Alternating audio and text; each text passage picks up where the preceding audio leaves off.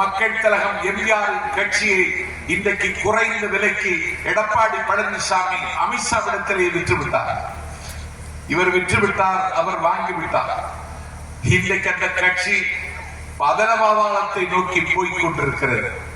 திராவிட முன்னேற்ற கழகம் இந்திய அரசியலில் இன்றைக்கு பிறந்த நாள் காணுகிற எங்கள் தலைவனை, ஒடிசாவினுடைய முதல்வர் எல்லோரும் இன்றைக்கு திராவிட முன்னேற்ற கழகத்தின் தலைவர் அவர்களை, அண்ணன் ஸ்டாலின் அவர்களை மதிக்கிறார்கள் என்பது மட்டுமல்ல, பிஜேபிக்கு எதிராக ஒரு வலிமையான கூட்டணி அமையுமானால் அந்த கூட்டணியை அமைக்கிற ஆற்றலும் யோகியதை உள்ளவர் இந்திய அரசியலில் மு.க. ஸ்டாலின் தான் என்றவர்கள் வழிபடுகிறார்.